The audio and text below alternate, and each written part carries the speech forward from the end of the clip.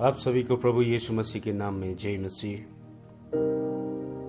आज का पाठ वचन 2 कुरिन्थियों 1 अध्याय 3 से 5 से लिया गया है और मैं आपके बीच बांटना चाहूंगा कि निराशा के समय में प्रोत्साहन कैसे प्राप्त करें। जब जीवन से आप थक जाते हैं, जब आप अपने आप से लड़ रहे होते हैं और जब हम अपने परिवार को बचाने में असमर्थ बन जाते हैं, जब पैसों की तंगी हो जाती है, जब पढ़ाई करना मुश्किल हो जाती है, जब आपको कहीं भी और कोई भी काम नहीं मिलता है और जब आपका स्वास्थ्य बिगड़ रहा होता है, जब आपका प्रियजनों को चोट लगती है, जब आप देखते हैं कि आपका भविष्य अनिश्चित है, जब आपके प्रियजन आपको अकेला छोड़ जाते हैं, तब आप निराशा से घिर जाते हैं और उदास हो जाते हैं। उस समय निराशा से घिर जाना स्वाभाविक है। निराशा एक चोर की तरह है। यह आपकी शांति, आपका जोश, आपका आनंद, आपकी शांति और आपकी संतुष्टि को चुरा लेता है। और यदि यह निराशा आपके साथ अधिक समय तक रहता है तो वह थकान, उदासी, शंका और कड़वाहट लाती है। और यह निराश से एक लोग इतने भर जाते हैं कि वे जीवित भी नहीं रहना चाहते हैं। अतीत में निराशा के कारण जीवन मन दुखी होता है, वर्तमान से भी खुश नहीं होता और भविष्य प्रति अविश्वासी हो जाता है। निराशा अतीत की आशीषों को भुला देता है, आज के अवसर प्रति अस्थिरता और कल के बारे में असुरक्षा प्रदान करता है। कई बार तो हम परमेश्वर की उपस्थिति को भी भुला देते हैं और उनकी वचनों की प्रतिज्ञा को भी याद नहीं करते हैं। जब हम परमेश्वर की वचन पर भरोसा करना छोड़ देते हैं और उनकी आशीषों को भुला देते हैं तो निराशा आपको धीरे धीरे घेरने लगता है। इसके अलावा हम जिस चीज की आवश्यकता है, जिस चीज की जरूरत हमें है, वह है प्रोत्साहन। और हमें आशा और शांति की जरूरत है। हमें परमेश्वर की ज्ञान की आवश्यकता है ताकि हम ये जान पाए कि परमेश्वर हम पर दया करते हैं। वह हमारी समस्याओं से दूर नहीं है। उसने हमें छोड़ा नहीं है, परंतु हमारी चिंता और फिक्र करता है। यीशु मसीह पर अपनी नजर बनाकर रखना, प्रोत्साहित होना का सबसे अच्छा तरीका है। यीशु मसीह में ही आपको आराम, शांति और जोश प्राप्त हो सकता है। केवल आपको यीशु और उसके वचनों को खोजने की जरूरत है और विश्वास के द्वारा उस पर विश्राम मिल सकता है। आप प्रोत्साहित बने क्योंकि परमेश्वर दया और करुणा से भरा हुआ है।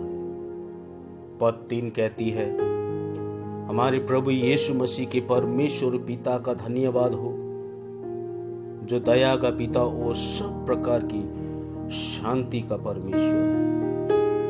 दया का अर्थ है करुणा और ये ऐसा है जैसे हम अपने हृदय में महसूस करते हैं। आपके लिए परमेश्वर अपने हृदय में दया को महसूस करते हैं। वह दया का स्रोत है। उसकी दया आपके जीवन में उद्धार, पापों की क्षमा देता है और अनंत दंड से बचाता है। और इसके कारण यीशु मसीह है। उसकी बलिदान के कारण, यीशु के लहू के कारण परमेश्वर हमें दया दिखलाते हैं, क्योंकि वह दया से भरा हुआ ईश्वर है। भजन संगीता 86 का 5 कहती है, क्योंकि हे प्रभु तू भला और क्षमा करने वाला है और जितने तुझे पुकारते हैं उन सबों के लिए तू अति करुणामय है। शब्द यहाँ पे जो उच्चारण किया गया है वह है सांत्वना, जिसका अर्थ है आराम और प्रोत्साहन। वास्तव में यह शब्द पवित्र आत्मा के लिए प्रयोग किया जाता है। यूहन्ना 14:26 कहती है, परंतु सहायक अर्थात पवित्र आत्मा जिसे पिता मेरे नाम से भेजेगा वह तुम्हें सब बातें सिखाएगा। यह शब्द हमें बताता है कि परमेश्वर हमें सांत्वना देता है, उत्साहित करता है। सारी सांत्वना परमेश्वर की है और से आती है, क्योंकि सांत्वना प्रेम और दया का परमेश्वर यीशु है। आप एक प्रश्न कर सकते हैं कि परमेश्वर से कैसे हमें सांत्वना मिल सकता है? उत्तर है विश्वास से, क्योंकि परमेश्वर कहता है वह सांत्वना का परमेश्वर है। इसीलिए आपको विश्वास करना होगा और कार्य करना होगा। इसीलिए आपको उस पर भरोसा करके वह सांत्वना को ग्रहण करना होगा, क्योंकि वह ही केवल सांत्वना का मूल है। कई बार परमेश्वर औरों के जीवन से भी आपको सांत्वना देता है। हमें पता है कई बार जब हम अशांत होते हैं तो परमेश्वर किसी को भेजता है जिसके द्वारा हमें सांत्वना का वचन मिलता है। परमेश्वर का वचन जब हम सुनते हैं, पढ़ते हैं, तो वह हमें मार्गदर्शन करता है, शांति देती है, प्रोत्साहन करता है। क्योंकि परमेश्वर की आत्मा को सांत्वना का आत्मा भी कहा गया है। वह हमें शांति देती है क्योंकि वह हमारे भीतर रहता है।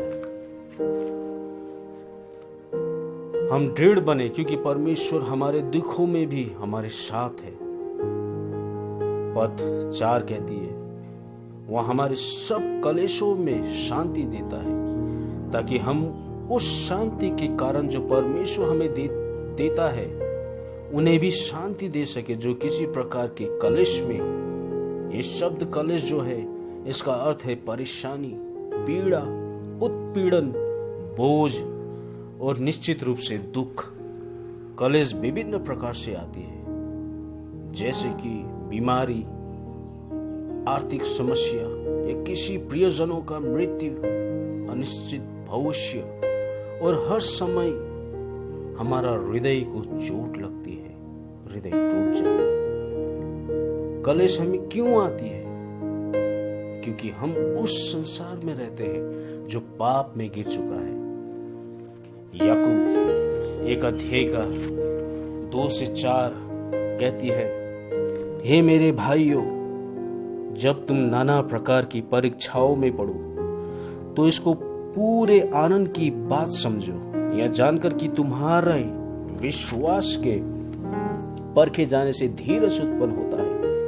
पर धीरज को अपना पूरा काम करने दो कि तुम पूरे और सिद्ध हो जाओ और तुम में किसी बात की घटी ना हो।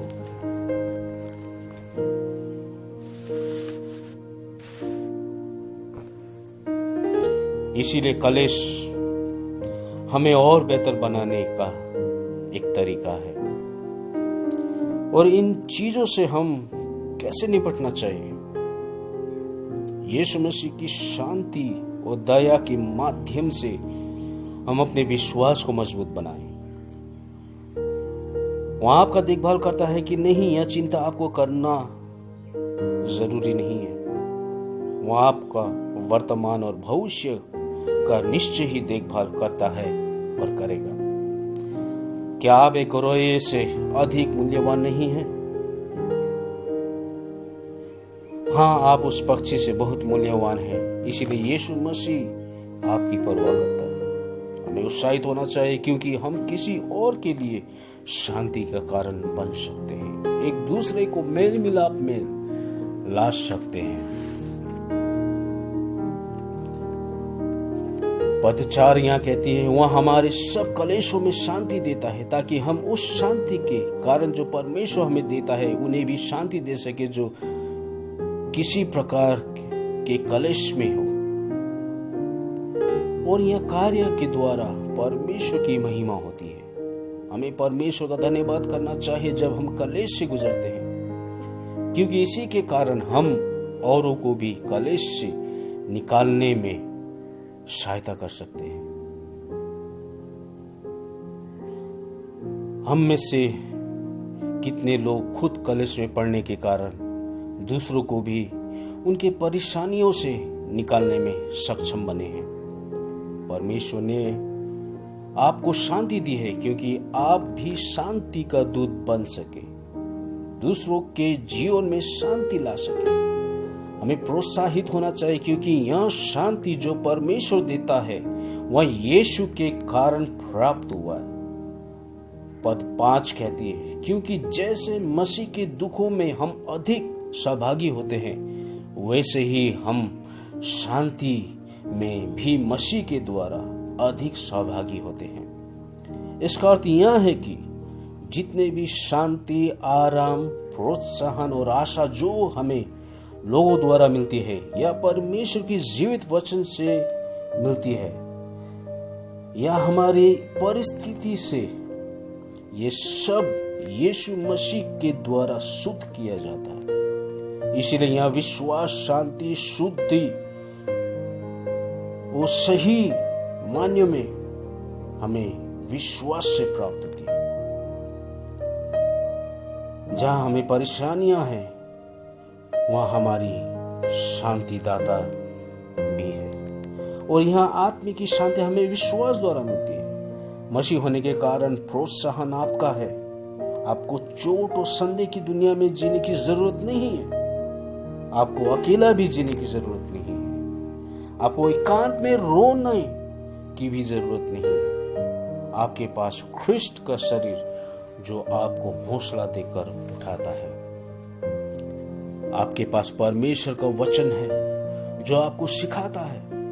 आपके पास परमेश्वर की आत्मा है जो आपको, आपका प्राण आत्मा को मजबूत बनाता है। आपके पास प्रोत्साहन करने वाला है जो आपको दया और प्रेम करता है। लेकिन आपका विश्वास कैसा है?